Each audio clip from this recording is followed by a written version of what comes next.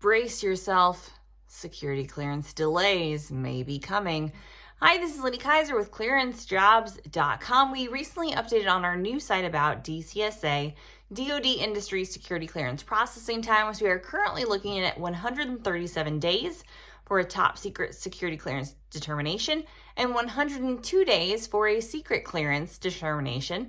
Those numbers are not particularly high, certainly well below the 500 plus days they were a few years ago when we were dealing with a huge backlog, a ton of pending case inventory. But it's kind of a trend line that we've seen over the past couple of months is those processing times seeing a slow uptick. Now that can be somewhat seasonal. Again, not huge red flags, but what is giving me some pause is obviously all of the pushback that has occurred in the news reports over the past week in particular, in regards to a certain Massachusetts Air National Guardman and the alleged unauthorized disclosure of classified information. A ton of pushback and scrutiny in the security clearance process.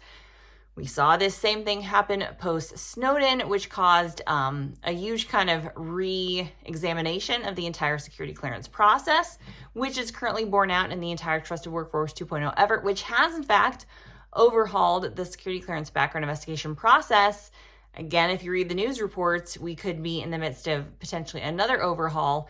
I think over time, we will see kind of folks realizing the updates that have already happened, improvements in the process. But I'm seeing a lot of pushback about the social media vetting piece of it, the cyber vetting piece, where there is policy, but we don't have comprehensive efforts today. I do think when we're looking at what it would take to get that done, we're going to see certainly more time in the investigation process. And again, just in the near term, some of those investigations, it's just common to see more pushback in terms of the investigative detail when you kind of feel your process under scrutiny.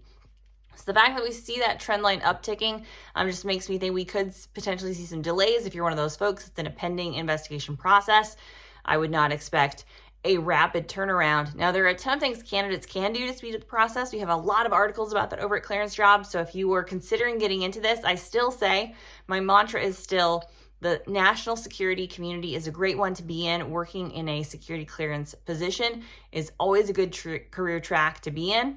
If you're considering that pivot and going through a new background investigation process, please hang in there, stick with it. Again, check out clearancejobs.com for all of the news and resources we have. Follow the guidelines for how you can speed up that process. And again, have a clean SF-86 submitted with all the details necessary or included information, because that can help your interim clearance eligibility. As we see these other numbers go up in terms of security clearance processing times, the good news is that we tend to see interim clearance processing times at this point averages of about 7 days again within DoD, so a pretty solid rapid onboarding. So if you're able to work under an interim, which again a lot of folks within the DoD community can, or find an opportunity where you're able to get in on an interim as you wait for a full clearance determination, a lot of positives there. But again, what we're seeing from the trend line, kind of moving upward.